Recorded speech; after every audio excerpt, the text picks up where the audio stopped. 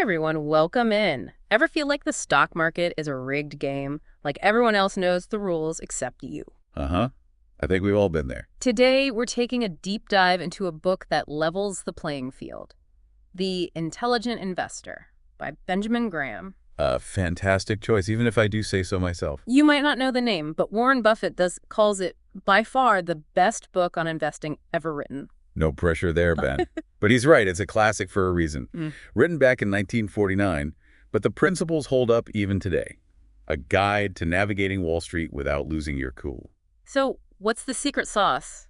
Does this book promise to turn us all into Warren Buffett overnight? Well, that's the first myth Graham tackles head on. It's not some get-rich-quick scheme, not about having a genius-level IQ. So you're saying there's hope for those of us who aren't math whizzes?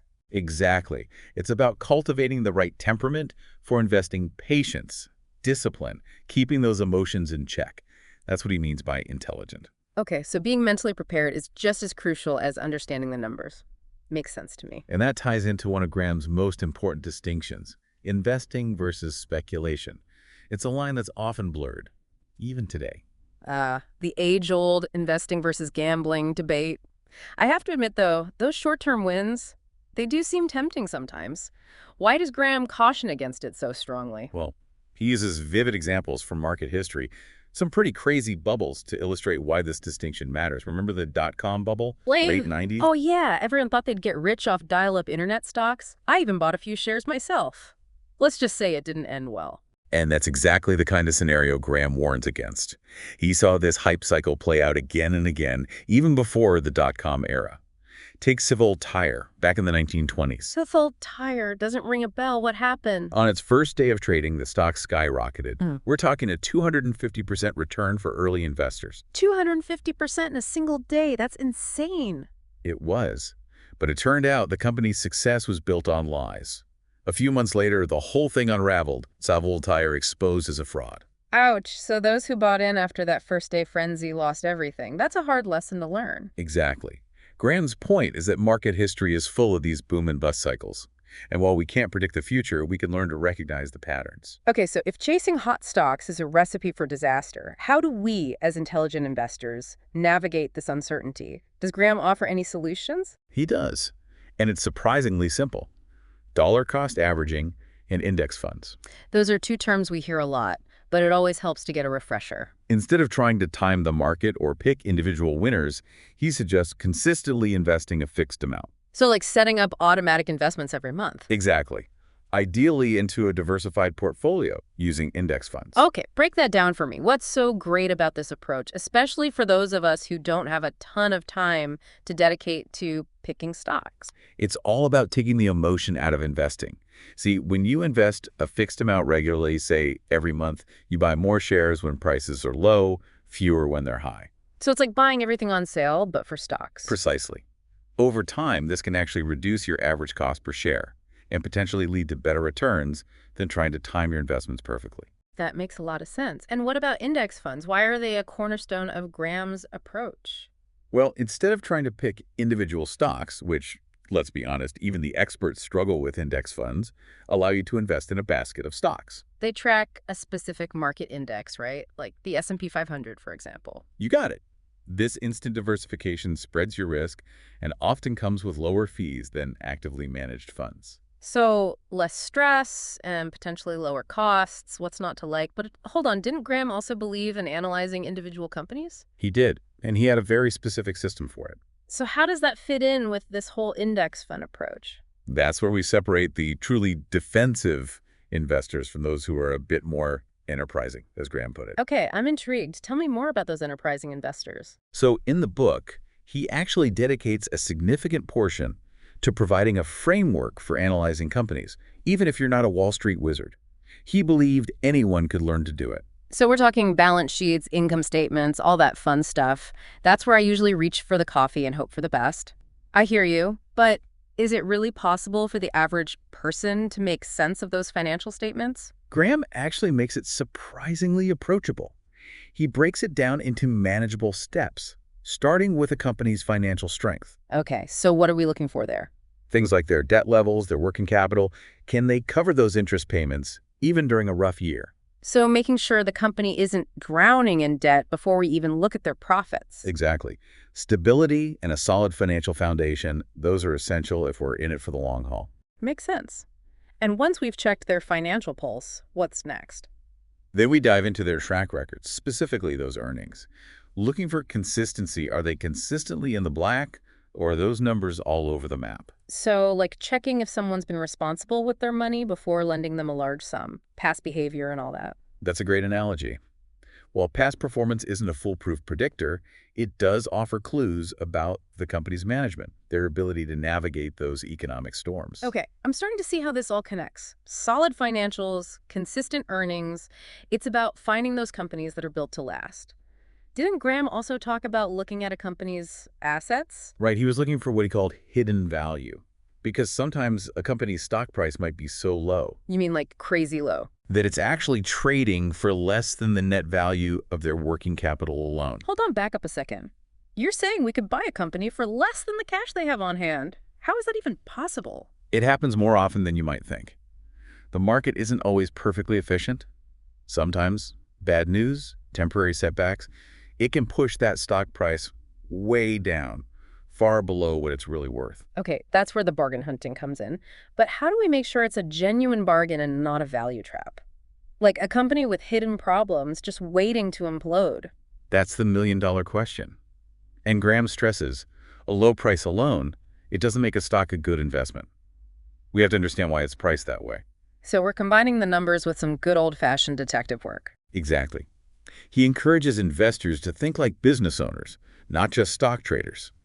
Consider the company's management team, their competitive landscape, their long-term prospects, all those factors that contribute to a company's true worth. Right, because a cheap company with declining sales and a bunch of lawsuits isn't exactly a recipe for success. It's about finding those hidden gems that the market has mispriced. Precisely. Graham actually uses Chrysler in the late 1960s as an example. What happened with Chrysler? Well, the stock was flying high, sky-high price-to-earnings ratio, huge growth expectations, Sounds promising. but it was all hype, not backed up by results. And what happened? Just as Graham predicted, their performance fell short, the hype faded, stock price came crashing down. Ouch. Another reminder that chasing the next big thing can be dangerous. It's more important to focus on what a company is actually worth, not what the market hopes it will be someday. Couldn't have said it better myself. Yeah. That's where margin of safety comes in. We talked about that earlier. That's about buying with a cushion, right? Exactly. Graham believed you should only buy an asset if the price is significantly lower than your estimate of its intrinsic value. It's like having that financial cushion, that buffer against the unexpected. Exactly. The margin of safety helps us weather those market storms, come out ahead in the long run. Okay, this is all starting to click, but what about those of us who don't have the time or the expertise to analyze every single company? Does Graham offer any advice for us regular folks? He does. He talks about investment funds and how they can be a great tool for people who don't have time to become expert stock analysts. Especially those index funds we talked about earlier. Instant diversification, usually lower fees, makes sense for the defensive investor. Exactly. But Graham also cautions against blindly trusting fund managers. So we shouldn't just pick a fund with a high return and call it a day. He's wary of those who prioritize chasing performance. Often it comes at the expense of those sound investing principles. So those funds that take on huge risks, trying to beat the market, but end up underperforming in the long run. Exactly. He stresses the importance of looking beyond past performance, really digging into a fund's investment philosophy. How do they structure their fees? What's their overall approach to managing risk? Those are all things to think about. Because even the best fund manager can have a bad year, right? It's about finding an approach that aligns with your own goals and risk tolerance. Absolutely. Now, Graham also discusses another type of fund, closed-end funds. Closed-end funds. Okay, you're going to have to break that one down for me. I have no idea what those are. So unlike those open-end funds, like your typical mutual fund, which constantly issue and redeem shares, closed-end funds have a fixed number of shares. And they trade on an exchange, right? Yeah. Like a regular stock. Exactly. And here's the interesting part. Because they trade on an exchange, their price can sometimes deviate from the actual value of the assets they hold. Which is also known as their net asset value, or NAV. You got it. So you could potentially buy $1's worth of assets for, say, 90 cents on the dollar. That's the general idea. Not always that simple, of course. You still need to do your homework, due diligence on those holdings and management. Sure, makes sense. But for the enterprising investor, as Graham would call them, closed-end funds can present some unique opportunities. I bet. Sounds a little more advanced than your average index fund, though. It definitely can be. Now, even with funds, it seems like we still need some guidance, right? It would be helpful. What does Graham say about financial advisors? Essential? Or should we be wary? He doesn't hold back on this one. Right. He really emphasizes finding an advisor who's trustworthy, competent, someone who puts your interests first, more like a financial doctor and less like a used car salesperson, right? So how do we separate those good apples from the bad? Any tips? He actually provides a list of questions to ask those potential investors. Ooh, give me an example. What kind of questions? Things like, how do you define financial success? Or, have you ever had a formal complaint filed against you? Really putting them in the hot seat. Those are good ones. It's about going beyond the sales pitch, making sure their values align with ours. Exactly. He wants us to be proactive, to treat our financial advisors like any other professional we'd hire, demanding that transparency, accountability, and of course, that clear alignment of interests. Because the wrong advisor can do more harm than good, right? It's our money, our future, so we need to be in the driver's seat. Absolutely. He encourages investors to be informed, understand their own goals, and work with an advisor who's a true partner. Okay, so we've covered a lot. Our own risk tolerance, analyzing companies like financial detectives. But did Graham just preach these principles, or did he actually walk the walk? Oh, he walked the walk. In fact, one of the most compelling parts of the book is where he breaks down real-life case studies, both successes and failures. Okay, now this is what I'm talking about.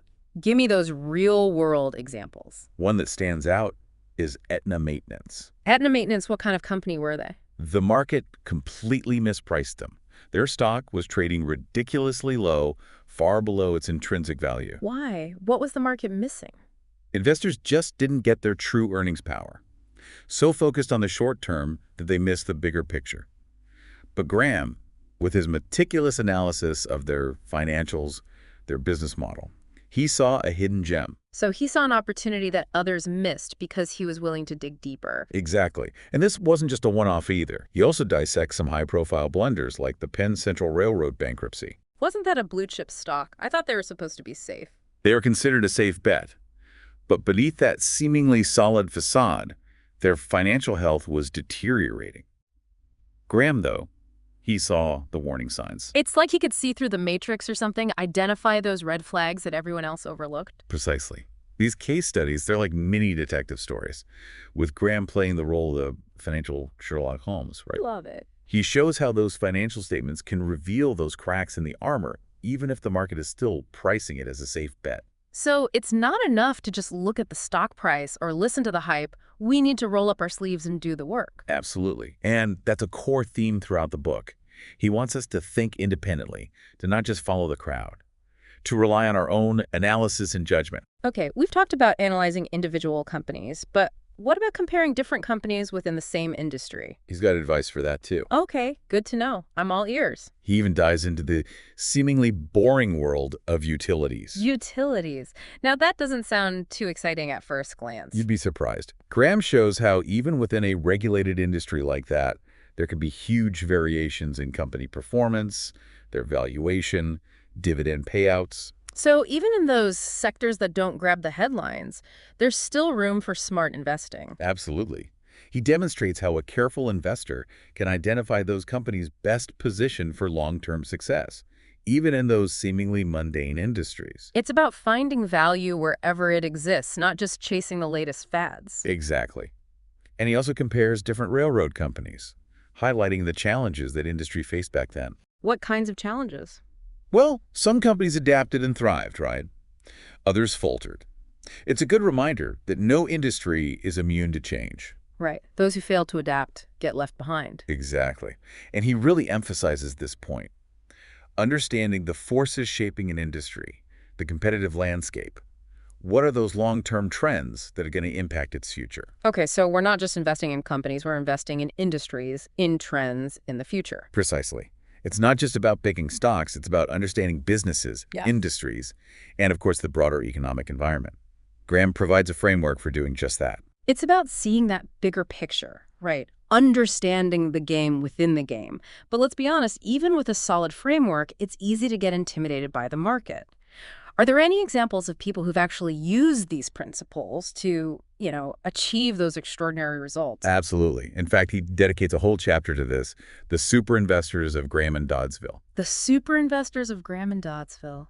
Sounds impressive. Tell me more. He profiles a group of investors who consistently beat the market using these principles. Okay, now we're talking. These are the rock stars of the investing world, right? Exactly. Yeah. Legends like Warren Buffett, Charlie Munger, Walter Schloss. Wow. Big names. And the remarkable thing is, they all come from different backgrounds, different styles, different strategies even. So it's not about copying someone else's playbook, but taking these core principles and applying them in a way that works for you. Precisely. And what Graham shows is their success isn't about some magical formula or insider information.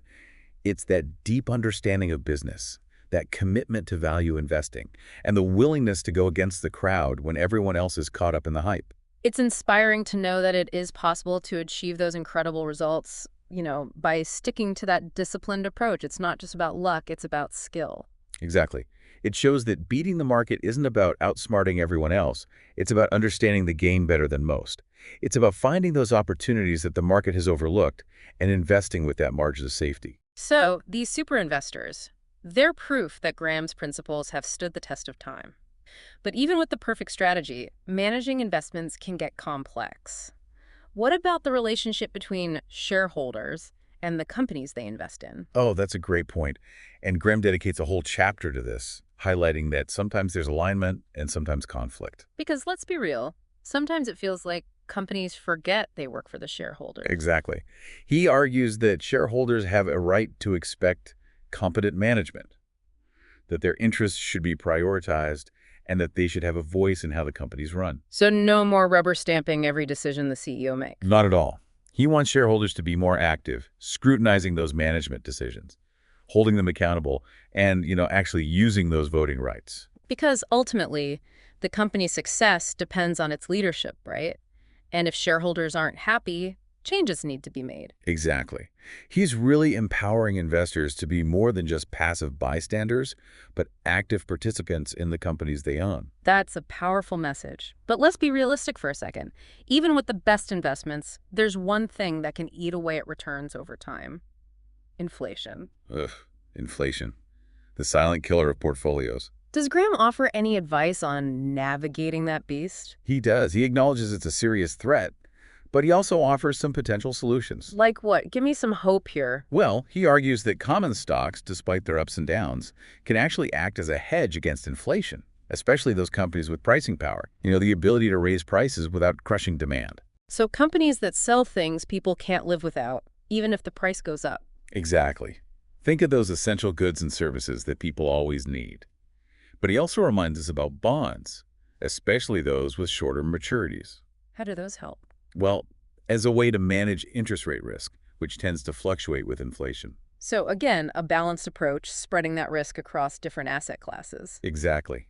He also touches on real assets. Real assets, meaning? Like real estate, commodities, as potential inflation hedges, though he cautions against speculating in those areas. Right, because everyone wants to be a real estate mogul when inflation is running hot, but that's a whole other ballgame. Exactly.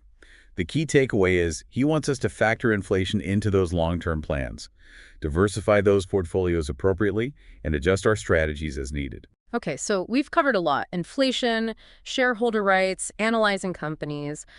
But there's one elephant in the room we haven't addressed yet. Technology companies.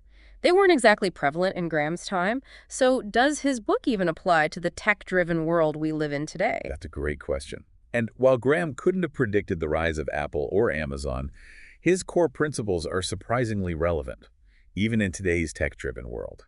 So how do we apply his wisdom to, those shiny tech stocks that everyone's chasing? Well, Graham, always the pragmatist, right? He'd likely urge caution. You see, he saw a similar frenzy during the conglomerate boom of the 1960s. The conglomerate boom. Yeah, companies were acquiring all sorts of different businesses, often with very little synergy. It was all about getting bigger, not necessarily better. Exactly. And those conglomerates, they were driven by financial engineering, accounting tricks, rather than sound business principles. And I'm guessing it didn't end well for a lot of them? Not for many. Their performance often disappointed. The complexity became too much to handle. Those promised synergies never materialized. It's a good reminder that even those flashy companies can lose their luster when the fundamentals are weak. Exactly. Graham's warning about not getting swept up in hype, especially when it comes to tech companies, rings true even today. Innovation is rapid, competition is fierce, and the future is, well, unpredictable. So how do we separate those truly innovative companies from the pretenders, the ones that are all hype and no substance? He'd tell us to dig deep, understand the technology, the company's competitive advantages, can they generate sustainable profits, not just the potential for rapid growth. Right, because a company can grow rapidly for a while, but eventually those profits need to materialize. Exactly. He'd encourage us to be discerning, separate the wheat from the chaff. Focus on companies with a proven track record, strong management, a solid financial foundation, those timeless principles. There you go. It's about looking beyond the hype, understanding the business, and investing with that margin of safety they all apply, even in the fast-paced world of tech. Maybe even more so in a sector where disruption is constant. Absolutely. Now, there's another intriguing aspect of Graham's style that I think you'll find fascinating. His concept of special situations. Special situations. Okay, you've piqued my interest. What are we talking about here? So these are unique opportunities, often overlooked by the broader market, not your typical buy and hold stocks. Okay, so a bit more, shall we say, adventurous? You could say that. They often involve a specific catalyst, maybe a merger, a reorganization, even a liquidation. And that's likely to unlock value that isn't reflected in the current stock price. So it's about finding those hidden pockets of opportunity, the kind that require a deeper level of knowledge and analysis. Exactly. He gives examples like arbitrage opportunities where you're profiting from price discrepancies between different securities, or workout situations where companies are undergoing financial restructuring. So this is definitely a bit more advanced, requiring a keen eye for detail and a willingness to, shall we say, get into the weeds. You could say that. These special situations aren't for the faint of heart, but for the enterprising investor, as Graham would say, they can offer significant rewards. I bet. It's like finding those hidden treasures that everyone else has overlooked. But let's be honest, even with the most promising investments, there's one unavoidable reality. Taxes. Can't forget about taxes. Does Graham offer any advice on navigating that complex world of investment taxes? He does. He understood that taxes can really eat into investment returns if you're not careful. It's not what you make, it's what you keep, right? Exactly. He talks about capital gains taxes, dividend taxes, the tax treatment of different investment accounts. He even gets into strategies like tax loss harvesting. Tax loss harvesting, that's when you sell losing investments to offset gains, right? Exactly, reducing your overall tax burden. Okay, so it's not just about picking the right investments, it's about managing them in a way that minimizes those taxes. Makes sense. Exactly. It highlights another important aspect of Graham's approach. He wants us to be well-rounded investors, understanding not just the fundamentals, but also those tax implications. Because knowledge is power, especially when it comes to keeping more of our hard-earned money. Couldn't agree more. Now, there's one more crucial aspect of Graham's philosophy that I think is really important to touch on the psychological side of investing. Oh, you mean the fear and greed that seems to drive so many investment decisions? Exactly. He dedicated a significant portion of the book to this, recognizing that investing isn't just about numbers on a spreadsheet. There's a human element to it. Absolutely. It's about emotions, biases, and how those factors can sometimes lead us to make irrational decisions. Because we've all been there, right? Yeah. Making those impulsive decisions based on fear or getting caught up in the excitement of a bull market. Exactly. And Graham understood that these emotions could derail even the most well-thought-out plan. So how do we combat that? That's why he emphasizes the importance of having a plan, sticking to your strategy, not getting caught up in that emotional roller coaster. Easier said than done sometimes. But I agree, having a plan is crucial. It's about taking the emotion out of it as much as possible, making those decisions based on logic and analysis, not on how we're feeling at that moment. So it's about being disciplined, not letting our emotions get the best of us. Exactly. He stresses the importance of patience, discipline, and a long-term perspective. Investing, it's a marathon, not a sprint. It's about staying focused on the finish line, even when the journey gets bumpy. Precisely. He wants us to focus on those fundamentals, ignore the noise and the hype, and just trust in the power of compounding over time. It's about tuning out the distractions and focusing on what really matters. Building wealth slowly and steadily over the long term. Exactly. He reminds us that the biggest obstacle to success often isn't the market itself, but our own minds. So it's not just about being an intelligent investor, it's about being an emotionally intelligent investor. Perfectly said. And Graham, he provides a framework for doing just that, managing those psychological challenges, so we can make rational decisions, even when the market's testing our patience. It's about mastering our minds as much as we master those principles of investing. But I have to ask, does Graham ever share any personal stories, anecdotes from his own investing journey? He does. And those are some of the most engaging parts of the book, in my opinion. He talks about market history, his observations on human behavior, the lessons he learned from both his successes and his failures. Because, let's be honest, we all love a good story, especially when it comes from someone who's seen it all. Exactly. And he uses those stories to illustrate his key principles, make them relatable to everyday investors like us. It's like he's demystifying this often intimidating world of investing, showing that it's not just for Wall Street insiders. Exactly. Anyone can learn these principles. Anyone can apply them. It's empowering to know we don't need a fancy degree or years of experience to be successful investors. Absolutely.